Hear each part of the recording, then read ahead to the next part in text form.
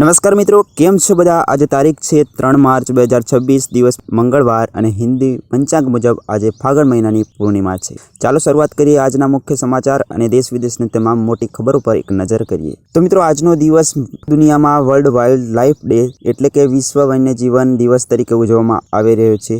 આ સાથે જ આજે વર્ષનું 2026નું પહેલું ચંદ્રગ્રહણ લાગવાનું છે। તે ભારતમાંથી સ્પષ્ટ દેખાશે। આ કારણે જ ચંદ્રગ્રહણમાં ભારતમાંથી દેખાશે એટલે કે તેનો સૂતક કાળ પણ માન્ય રહેશે। આ ગ્રહણ પૂર્ણ ગ્રહણ હોવાથી આજે રાત્રે આપણને બ્લડ મૂન જોવા મળશે। સૂતક કાળ સવારે 9:20 શરૂ થશે અને ગ્રહણ પૂરું થાય ત્યાં સુધી રહેશે એટલે કે સાંજે 6:46 સુધી રહેશે।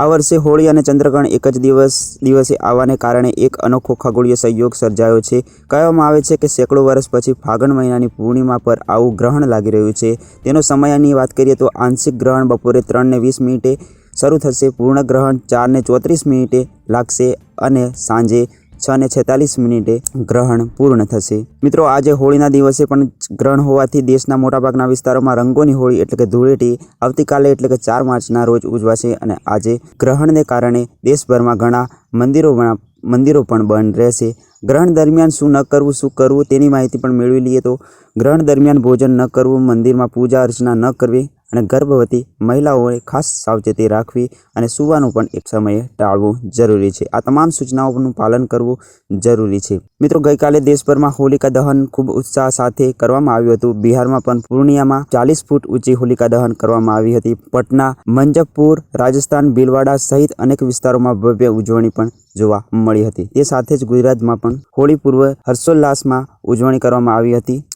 ગુજરાતભરમાં આજે મોડી રાત્રે હોલિકા પ્રગટાઈ હતી। ત્યારે ગાંધીનગર નજીક પાલજ ગામે આશરે 700 વર્ષ જૂની પરંપરા અનુસાર ગુજરાતની સૌથી મોટી હોલિકા પ્રગટાવાઈ હતી। મહાકાળી માતાના પૂજન સાથે 35 ફૂટ જેટલી ઊંચી હોલિકાનું દહન કરવામાં આવ્યું હતું। હવે મિત્રો, આર્થિક સમાચાર અને દેશ વિદેશના તમામ સમાચારોની એક સાથે નજર કરીએ તો ભુજ ખાતે SMVS સ્વામિનારાયણ મંદિર ત્રિદિવસીય મૂર્તિ પ્રતિષ્ઠા મહોત્સવ કાર્યક્રમ ધામધૂમથી ઉજવવામાં આવ્યો હતો। તે સાથે જ ભુજ અમદાવાદમાં દોડતી દેશની પ્રથમ નમો ભારત રેપિડ રેલ આગામી થોડા દિવસો માટે પાટા પર જોવા નહીં મળે। આ ટ્રેનની તેના મુખ્ય મેન્ટેનન્સ માટે મોકલવામાં આવી હોવાથી રેલ વિભાગ દ્વારા પ્રવાસીઓની સુવિધા જળવાઈ રહે તે હેતુથી તેના સ્થાને વૈકલ્પિક વ્યવસ્થા તરીકે મેમ્યુ ટ્રેન દોડાવવાનો નિર્ણય લેવાયો છે। આ સાથે જ કચ્છ જિલ્લાના અમુક સ્થળોમાં ગૂગલ મેપ પર યુઝર્સ દ્વારા જે તે સ્થળોએ પોલીસ દ્વારા ચેકિંગ કરાતી હોય તેવા સ્થળોએ પર ટેગ મારવામાં આવ્યા છે અને જેમાં ભુજ ખાતે મુક્ત જીવન સ્વામી બાપા સર્કલ અને આત્મારામ સર્કલ પાસે અહીંયા પોલીસ ઊભી રહે છે તેવું ટેગ અને ઉલ્લેખ કરવામાં આવ્યો છે। જ્યારે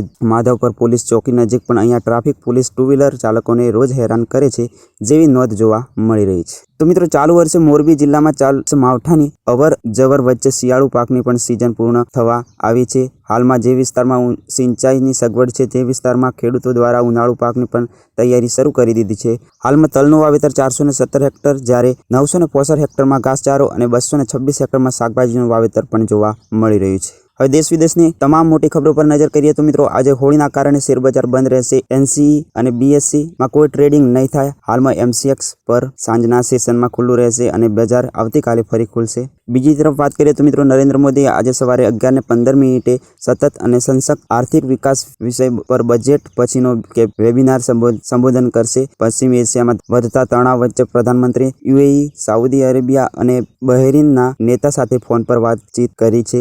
ભારતે સ્પષ્ટ કહ્યું છે કે શાંતિ અને કૂટનીતિ સમસ્યાનો એકમાત્ર ઉકેલ છે। જમ્મુ કાશ્મીરમાં સ્થિતિને ધ્યાનમાં રાખીને ઇન્ટરનેટ સેવાઓ પર પ્રતિબંધ મૂકવામાં આવ્યો છે। બીજી તરફ વાત કરીએ તો અમેરિકાના રાષ્ટ્રપતિ ડોનાલ્ડ ટ્રમ્પે ઈરાનને ખુલ્લી ચેતવણી આપી છે કે હજી તો સંપૂર્ણ શક્તિનો હુમલો શરૂ થયો નથી।